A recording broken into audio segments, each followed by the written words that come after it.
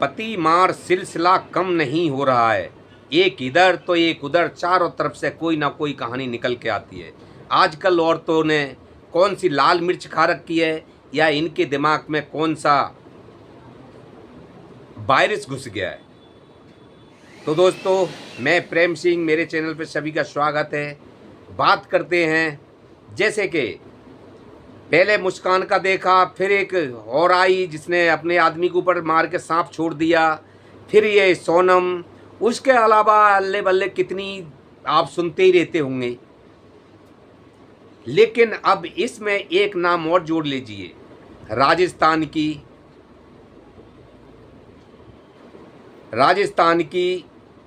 अनीता राज ने 3 शादी करी और 3 में से एक बीच वाले पति को निपटा के और तीसरे पति को लेकर और खुद पुलिस की हिरासत में आई और उसके बाद में जेल गई। 2 बच्चे पैदा करे, 2 पति से उनको 2 बच्चे भी पैदा हुए। उनका जो है मन शांत नहीं हुआ। तो मैं इसीलिए कह रहा हूं कि ये लेडीज़ों ने एक ऐसी लत पकड़ रखी है कि ये रुकने का नाम नहीं ले रहा। इनके दिमाग में कौन सा वायरस घुसा हुआ है या कौन सा कीड़ा घुसा हुआ है, कौन सी मिर्च खा लेती हैं, जो कि ये इस लेन पे चल पड़ती हैं कि नहीं आगे देखती, ना पीछे देखती, ना घर देखती, ना परिवार देखती, ना इज्जत देखती, ना लाज देखती, ना माँ की, ना बाप की, ना भाई की, ना बंद की, नहीं रिश्तेदारों के बारे में सोचती कि हमें कोई क्या कहेगा। ये इस तरह से उतार के सारा जो कब्ज है अपना इज्जत का, सारा जो दिमाग में किसी का एक जो कहते हैं आंखों में पानी, वो सब कुछ उतार के और इस तरह चल पड़ती हैं आगे कि बस अपने स्वार्थ में इनको कुछ नहीं दिखता है। तो दोस्तों, इसको हम विस्तार से बताते हैं कि जे अनीता राज हैं, राजस्थान की रहने वाली, इन्होंने पहली शादी जो इनकी भई थी वो इंद्र मनमोहन जी के साथ हुई थी और उनसे इनको एक बच्चा भी पैदा हुआ था, लड़का। कहते हैं कि बच्चा बीच में आ जाता है तो कुछ मजबूताई बन जाती हैं, कुछ रिश्तों में पकड़ हो जाती है। तो ये सब क्या कहावत है, ऐसा कुछ नहीं है। औरत चाहें तो निभाना चाहें तो हर हालत में निभा सकती है, लेकिन ना चाहें और वो भटक जाती है तो उसको रोकना एक मरखनी भैंस से कम नहीं है, क्योंकि वो रुकती नहीं है अपने खूंटे पे।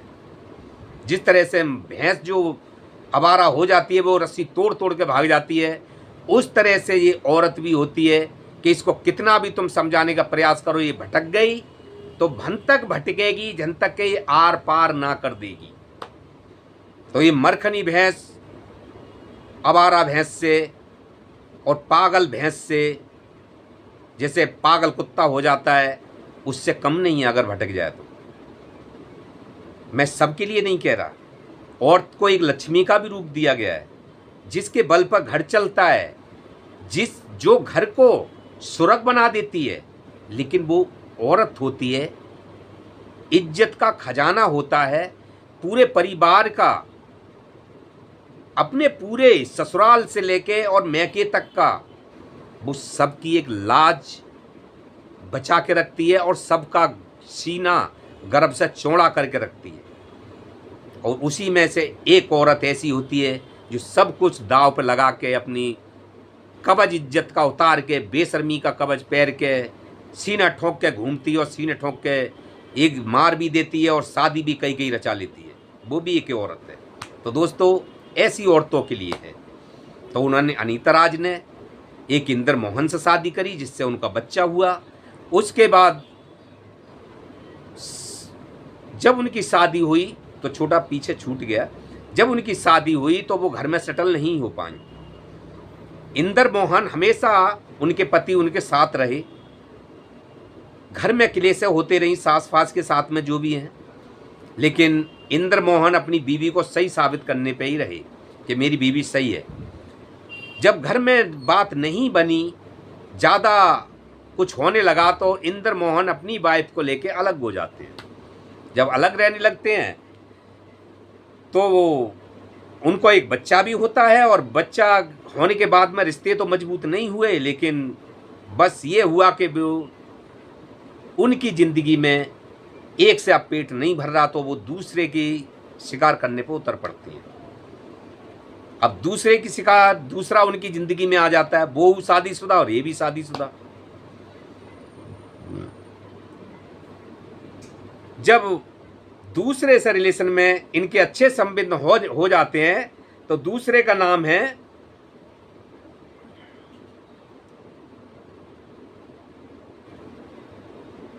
बीरू जाटव। दूसरे का नाम है बीरू जाटव। अब उसके बाद में उनसे इनके रिलेशन पक्के हो जाते हैं।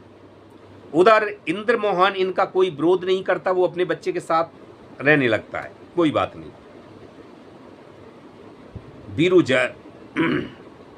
बीरू जाटव की भी एक पत्नी है, उनके भी परिवार था, उसने भी विरोध नहीं किया, कोई बात नहीं, रहते रहते उनसे भी एक न को बच्चा होता है, लड़का होता है, वो भी 8-9 साल का हो चुकता है। अब उसके बाद में ये तीसरी शिकार पे चलती हैं। तीसरा इनके उसमें आता है काशी राम। जब काशी राम इनकी ज़िंदगी में आ जाता है, जब वो बीरू जाटव देखता है कि ये मेरे से हटके अब दूसरे से अटैच हो चुकी है, तो बीरू जाटव इसका विरोध करते हैं। यानी पहला पति इंद्रमोहन ने तो विरोध नहीं किया, तो वो बच गए। बीच वाले ने इनका विरोध किया कि ऐसा ये गलत है, ऐसा तुम नहीं कर सकते, लेकिन ये प्लानिंग बना देती है उसकी जान लेने की। अब काशी राम से मिलकर ये बीच वाले पति का 2 लाख की सुपारी देकर और 4 बंदों को बुलाकर रात में दरवाज़ा खुला छोड़ देती है, और वो चारों आते हैं। काशीराम भी उनके साथ होता है, और वो आते हैं, उसको मार के काशीराम उसका मुंह दबाता है बीरू जाटव का।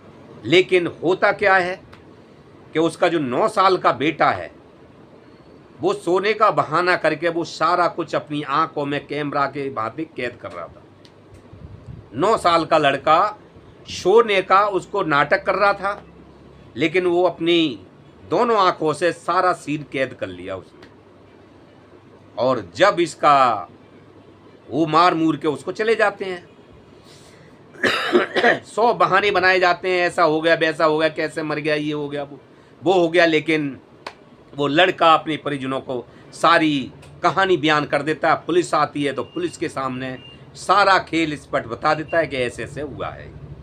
जब पूरा कहानी जो है खोल देता है, तो अब शायद इनकी ज़िंदगी अनीता राज और लास्ट वाले पति, तीसरे पति काशीराम, शायद अब इनकी ज़िंदगी जेल में ही कटे। तो 100 का मतलब जो मैंने आपको बताई इतनी चीज़ें, इसमें सोचने वाली बात ये है कि अब इन शादी और बयान पे कैसे विश्वास करोगे। इसका लास्ट इंश्योर ये आ रहा है कि बेटे आपके भी हैं, बेटे सबके हैं, परिवार सबके घर में शादी होनी है, बेटी बेटन की सबकी शादी होनी है। लेकिन इस चीज़ को किस तरह से सामने वाले के सामने परोसोगे कि क्या तुम्हारी बेटी गलत तो नहीं, या फिर वो कैसे परोसेगा कि तुम्हारा बेटा इस तरह का तो नहीं है। ये दोनों रिश्तों पे जो मजबूताई होती थी, उसमें कहीं ना कहीं दरारें पड़ती नज़र आ रही हैं कि 100 बार सोचना पड़ेगा शादी करने के लिए भी, चाहे वो बेटी की हो चाहे वो बेटा की हो। सबसे बड़ा खतरा बेटी से होता है, क्योंकि आदमी तो कम खुद ही जो भी मारपीट करता है वो खुद करता है, लेकिन औरत जो होती है वो दूसरे से मिलकर अपने पति को मरवा देती है। सवाल ये खड़ा बड़ा होता है कि आदमी अगर औरत गलत दिखती है तो आदमी खुद ही निपटना चाहता है और वो खुद ही औरत से नहीं मरवाता है अपनी बीवी को, वो खुद ही मारपीट घर में करता है। लेकिन औरत क्या करती है कि पैसा खर्च करके और जो उसका बाहर का और दूसरा बॉयफ्रेंड जुड़ा हुआ है उसके साथ, उससे मिलकर और वो अपना दिमाग चलाता है अपने दोस्तों पे कि कौन कौन है इस लेन का धंधा, उनको तलाशता है और उनको पैसे देते हैं। और आजकल थोड़े से पैसों पे ही आदमी की जान ले लेते हैं। तो औरतें ये कर्म कराती हैं। तो इसमें कमेंट बॉक्स में लिखना कि कहीं तक आदमी सही है या औरत सही है, लड़का सही या लड़की सही, और इस रिश्ते को कैसे आप देखते हैं और कैसे आगे का सारा जीवन शादीशुदा का चलेगा। तो दोस्तों नमस्कार, आज के लिए इतना ही।